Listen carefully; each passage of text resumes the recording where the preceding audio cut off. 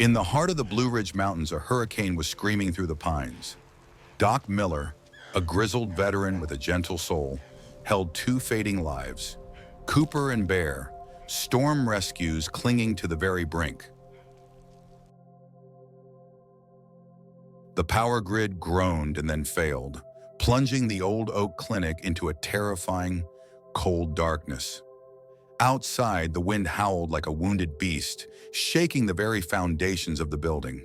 In the flickering, weak orange light of a kerosene lamp, Doc Miller saw the puppy, Bear, take a shallow, rattling breath that sounded like dry leaves scraping together. This wasn't just another medical emergency on a stormy Tuesday. This was a desperate final stand for two small souls that had already lost everything to the rising floodwaters of the creek. The rain hammered the tin roof like 1,000 drums. Doc Miller looked down at the muddy heap on his steel exam table. It was Cooper, a big golden retriever mix, and tucked tightly under his chin was Bear.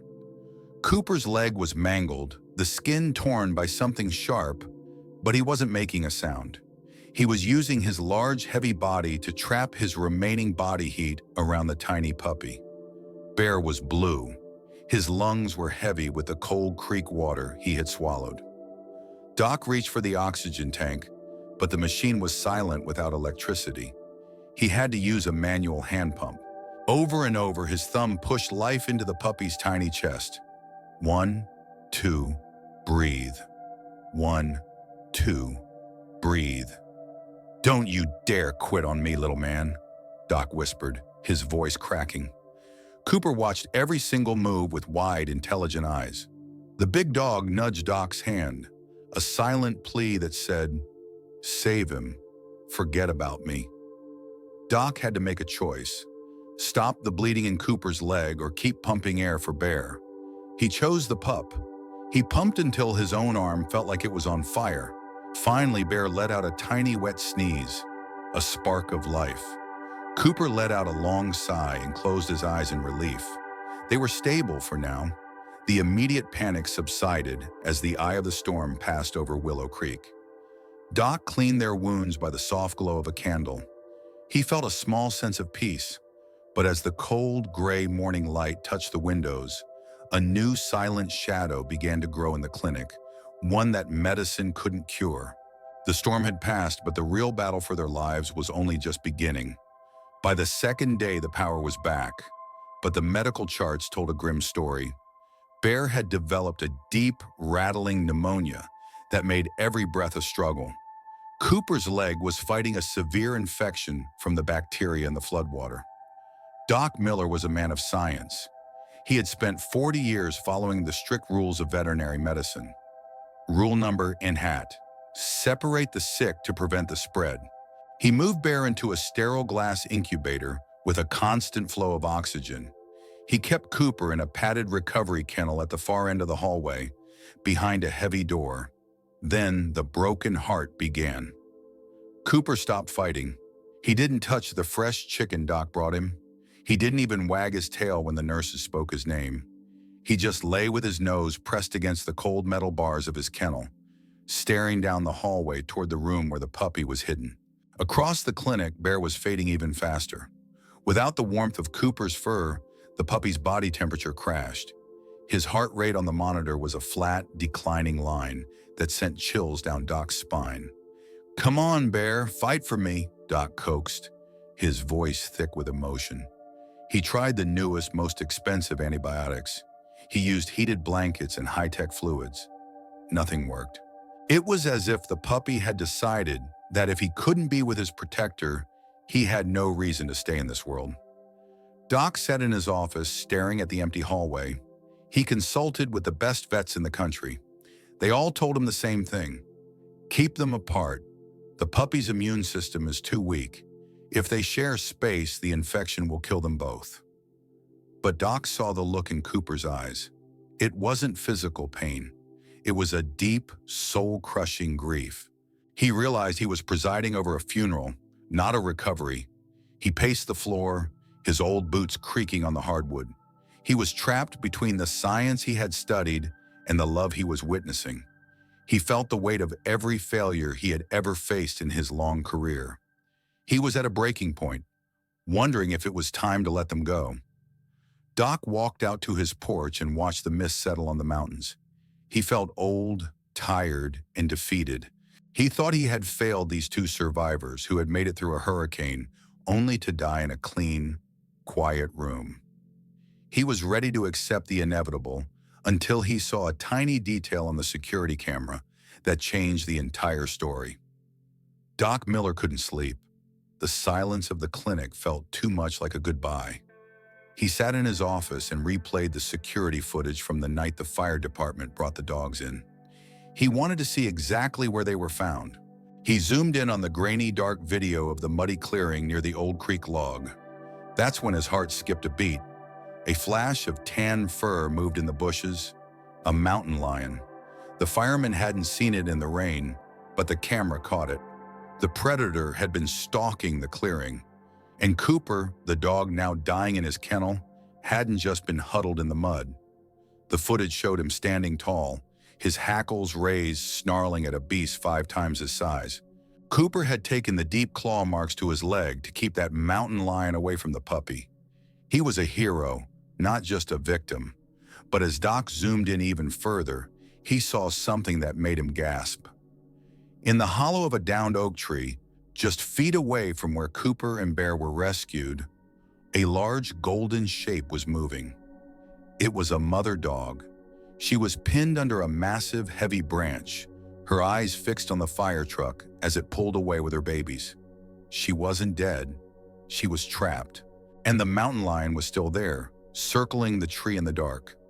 "She's still out there," Doc said, his voice a whisper of horror and hope. He didn't call the police. The roads were still blocked for miles.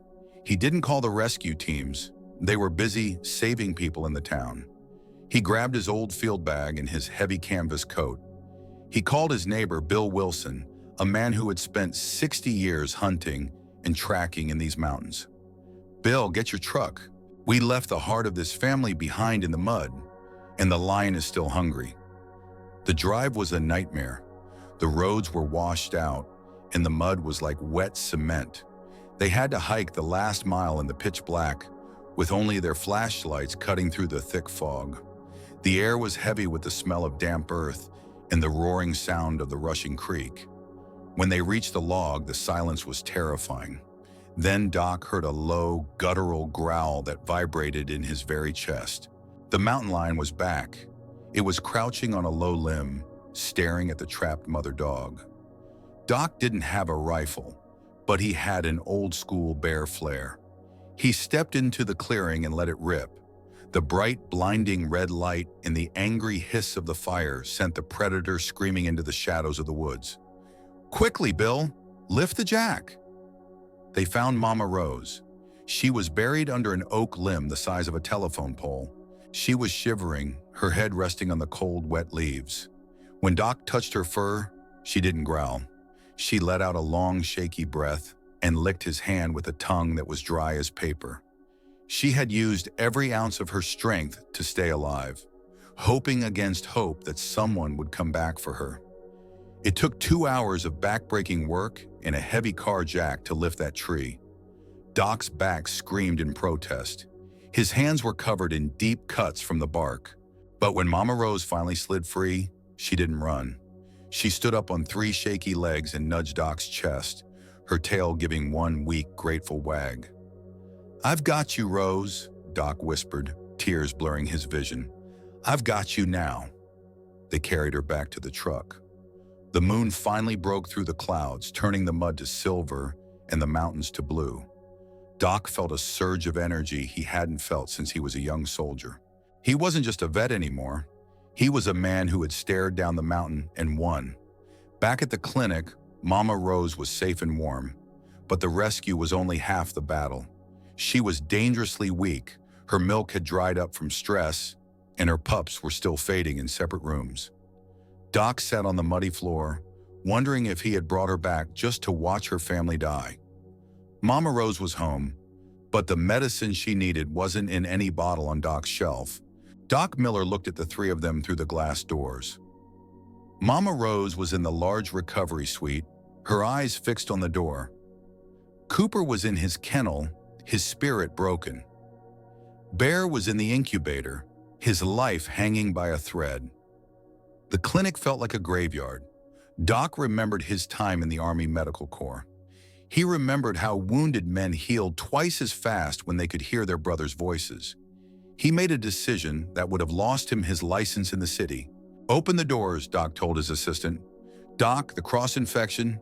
The puppy's lungs are too fragile." I said, "Open the doors, now!" He carried the tiny limp bear and laid him right against Rose's warm belly. Then he opened Cooper's kennel. The big dog didn't hesitate. He limped straight into the room and curled his massive body around both of them, forming a wall of golden fur. The change was a miracle of nature. Mama Rose began to lick the puppy's ears with a frantic, desperate love. Bear, who hadn't moved in 10 hours, let out a tiny, sharp cry and began to nuzzle into her fur. Cooper's heart rate on the monitor slowed down into a deep, healthy, rhythmic throb. The discovery wasn't a new drug. It was the fact that their lives were woven together. They weren't three patients. They were one single heart. By the next morning, Bear was nursing for the first time. Cooper had eaten his first full bowl of food. The miracle spread through the town of Willow Creek like a wildfire of hope. But as they grew stronger, a new cold problem arose. The clinic was small, and Doc couldn't keep them forever. And in a town hit hard by a hurricane, who had the room or the money for 3 large recovering dogs? The adoption process began, but Doc's heart was heavy. Every person who walked through the door wanted the puppy, but no one wanted the mother with the limp or the big dog with the scars. The fear of separating them again began to haunt Doc's every waking moment. Doc had saved their lives, but he was about to lose the battle to keep them together. Doc Miller sat in his office looking at the piles of adoption papers. His phone wouldn't stop ringing. "We love the puppy, Doc. We'll take Bear today." "What about Cooper and Rose?" Doc would ask. "Oh, we just can't take 3. That's too much work for us." Doc refused every single one. "They stay together or they stay here," he growled. The town started to whisper. They said Doc was being stubborn. They said he was holding the dogs back from a good enough home. Even his assistant suggested that maybe it was better for Bear to have a home now, rather than wait for a miracle that might never come. Doc sat on the floor of the recovery room with them every night. He saw how Cooper wouldn't eat a single bite until Rose had finished hers. He saw how Bear wouldn't fall asleep unless he was tucked safely between the two of them. "I won't do it," Doc told the empty room. "I won't break what the storm couldn't." But the bills were piling up. The clinic was running out of space for other animals. Doc felt the pressure from the community and his own bank account. He felt like he was failing them all over again, just in a slower way. He was at the very end of his rope, staring at an empty adoption log on a rainy Saturday afternoon. Then a heavy black SUV pulled into the gravel lot. Out stepped the Wilsons. Mr. Wilson, the man who had hiked through the mud with Doc, and his wife, Martha. Martha hadn't been the same since their only son was lost in the line of duty 3 years ago. She rarely left the house. She rarely spoke. But she walked into the clinic and straight to the room where the 3 dogs were playing. She sat down on the floor. Cooper walked up and rested his heavy, scarred head on her knee. Rose leaned her weight against Martha's side. Bear climbed right into her lap and fell fast asleep. "Doc," Mr. Wilson said, his voice thick with unshed tears, "our farm is 40 acres of open grass and strong fences. It's been too quiet for too long. Martha, she hasn't looked at anything the way she's looking at these 3 in a long, long time." Martha looked up, tears streaming down her face, a real smile breaking through for the first time in years. "They aren't just dogs, are they, Doc? They're survivors, just like us. We want them all. We need them all." Doc Miller couldn't even speak. He just handed Martha the leashes, his heart finally, truly at peace. The day they left was the most emotional day in the history of Willow Creek. Half the town showed up to wave goodbye. As they loaded them into the SUV, Bear hopped in first, followed by Rose. Cooper stayed on the gravel for a second. He walked back to Doc Miller. He sat down and looked the old vet in the eye. He didn't bark. He didn't jump. He just leaned his weight against Doc's leg for one long, powerful moment. It was a thank you that shook Doc to his core. "Go on, Cooper," Doc choked out, patting the dog's golden head. "Go take care of your new family." As the SUV drove away toward the mountains, the sun finally broke through the clouds, turning the entire valley into a sea of shimmering gold. The clinic was quiet, but for the first time in a long time, it felt full. Doc Miller walked inside, poured a cup of coffee, and sat in his favorite chair. He closed his eyes. He thought about the mountain lion, the storm, and the power of a family that refuses to be broken. He took a deep, clean breath. He was tired, but he was home. The discovery was simple, yet profound. Love is the only medicine that never runs out, no matter how hard the wind blows. Cooper, Bear, and Rose are running through the mountain grass today because one man chose to listen to his heart instead of the rules. If this story moved you, please leave a comment. I'd love to hear about the animals that saved your soul. And if you want to see another miracle of rescue and hope, click the video on your screen right now. Don't forget to subscribe and join our family of animal lovers. Thank you for watching, and remember, it's never too late for a miracle.